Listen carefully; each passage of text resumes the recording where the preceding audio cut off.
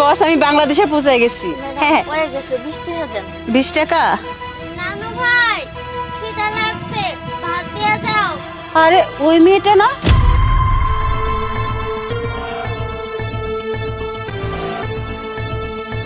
ইয়াল্লাহ, ওই ম্যাডামটা তা না এতগুলো টাকা ফেলে রেখে গেল।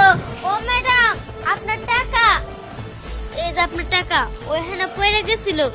ও মাই গড, আমি আসলে খেয়াল করতে পারি নাই। তুমি তো খুব ভালো মানুষ। নাও এই টাকাটা তুমি রাখো। না না, আমার বাপ মা আমার ওই শিক্ষা দেয় না জন্মের টাকা নেওয়ার। আপনার টাকা আপনার আমি ফিরাই দিছি। আপনার টাকা রাস্তায় পড়ে গেছিল। তোমার বাপটা মনে অনেক ভালো মানুষ, এই জন্য তুমি এত ভালো হয়েছো। ঠিক আছে, ওকে, তুমি ভেরি গুড একটা মা। আমি আসি। আরে ভুল ভুল ভুল। দাদু ভাই, দাদু ভাই, দাদু ভাই, দাদু ভাই, ভুল আমার।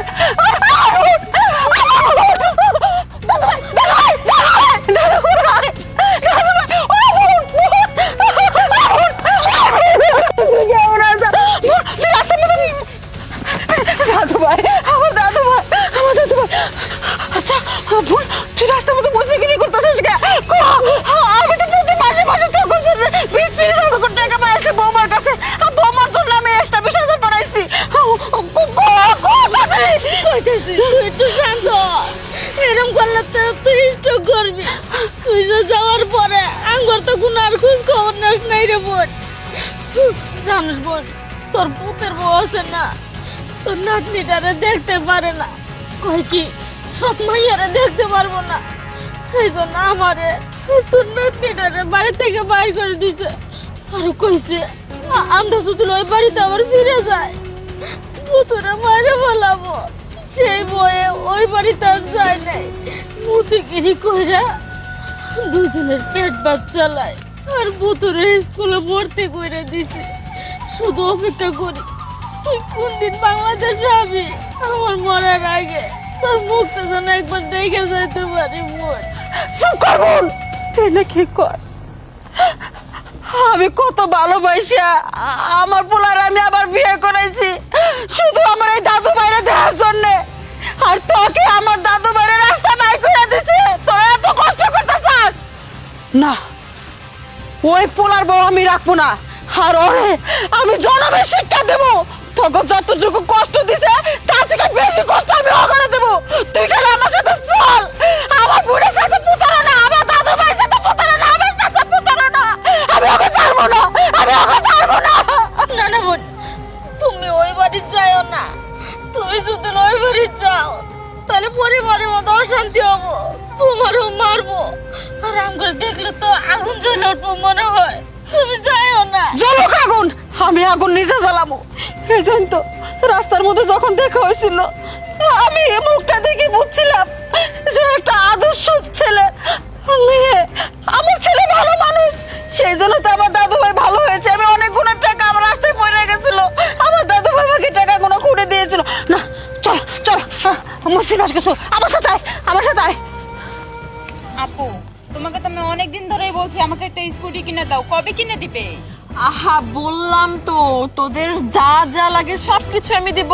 এমন ভাবে একবারে ছেকে ধরেছিস তোরা আমাকে। আমার 50,000 টাকা লাগবে। আমি তোমাকে সেই কবে বলেছি যে আমি আমার বন্ধুদের সাথে ঘুরতে যাব, তুমি এখনো দিলেই না আমাকে টাকা। 50,000 তো দিতে পারবো না, আমি 1030 টাকা দিতে পারবো, সমস্যা নেই। 2-3 দিন পর দিতে পারবো। হ্যাঁ আমার কাছে কইতাছি আমার যা ডাইমুন লাগে কতদিন থেকে তোমার কাছে ক্যান ক্যান করতেছি। আহা আমার টাকা পাঠাইলেই তো আমি তোদের সব ইচ্ছে পূরণ করব। বোকা সব কটা কিছুই বোঝে না। তোদের জন্যই তো আমি এত কিছু করলাম। আমার সৎ মেয়েকে বাড়ি ছাড়া করলাম, আমার খালা শাশুড়িকে বাড়ি ছাড়া করলাম। আর কি চাস তোরা? দেখ সবকিছু তো সুন্দরভাবেই হচ্ছে। এত যদি ঝামেলা করিস তাহলে কিন্তু সবকিছু আম্মা জেনে যাবে, এটা তো করতে দেওয়া যাবে না। আম্মা সামনের মাসে টাকাটা পাঠালে আমি তোদের সবকিছু কিনে দিব, কেমন? তোদের কোনো ইচ্ছেই তো আমি অপূর্ণ রাখি না, যা চাস তাই দেই, সামনে আরো দিব। সবকিছু করার পর আমরা একটা গাড়ি কিনবো। হ্যাঁ গাড়ি তো কিনবে, কিন্তু আমার পছন্দ মতো কিনতে হবে। BMW অবশ্যই চাই। বাবা BMW তো কিনবো, সেজন্যই তো কিছু কিছু টাকা সঞ্চয় করে রাখছি তোমাদেরকে দেওয়ার পাশাপাশি। ব্যাংকে জমাইছে তো। আম্মা আপনি হুট করে কি আশ্চর্য, আপনি আসবেন জানি তো না। কালকে রাতে না কথা হলো, আপনি তো সারাদিন কল করলেন, এই জন্যই তো আমি কনফিউজ হয়ে গেছি যে কি জন্য আম্মা কল করলো না। আম্মা কেমন আছেন আপনি?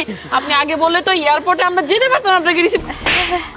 চুপ বান্দির বাচ্চা, আমার দাদু ভাইকে আমার বোনকে এই বাড়ি থেকে বাইর করে দিয়ে নিজের ফ্যামিলি নিয়ে রাজত্ব করা হচ্ছে। হয় তুই একটা ফকিন্নের মেয়ে আছিলি, আমার হাতে পায়ে ধরেছিলি যে আমার দাদু ভাই দায়িত্ব তুই নিবি, তার জন্য তোকে আমার ছেলের বউ করে নিয়ে এসেছিলাম। এই বাড়িতে রাজত্ব করতেছিস, আমার এই বাড়িটা আমার বোনের আর আমার বোনকে আমার বোনের বাড়ি থেকে তুই বের করে দিলি। এত বড় সাহস তোরা কে দিয়েছে? এই 5টা বছর ধরে তোর অনেক টাকা দিয়েছি, সব রিসিভ আমার কাছে আছে। এই 5 বছরে যত টাকা দিয়েছি সবটির টাকার হিসাব আমি বিকালের মধ্যে চাই।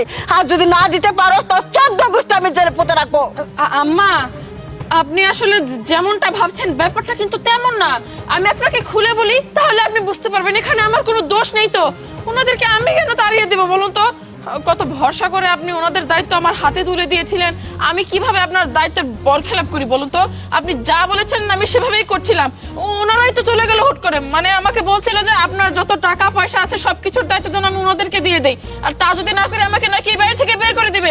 এইসব নিয়ে নিজেরাই সিন ক্রিয়েট করলো, পায়ে পাড়া দিয়ে ঝগড়া করলো, ঝগড়া করে এই বাড়ি থেকে চলে গেল। তখন আমি কি করতে পারি বলুন তো? চুপ, সব কথা মিথ্যে। তুমি বলবে আর আমি বিশ্বাস করবো?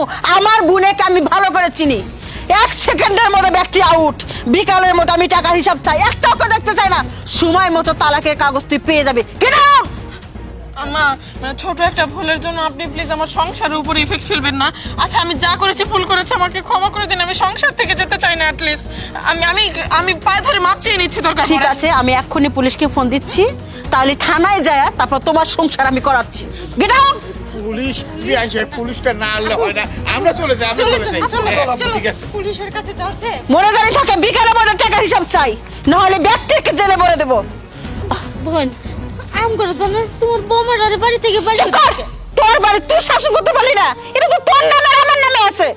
দাদু ভাই আজকে সবকিছু আমি তোমার নামে লিখে দেবো, কিচ্ছু রাখবো না আমার নামে। এই পৃথিবীতে তো তোমার আর আমার নাতিরা ছাড়া আর কেউ নাই। আমার 2 জনের সম্পত্তি আমরা এই নাতির নামে লিখে দিই। দাদু ভাই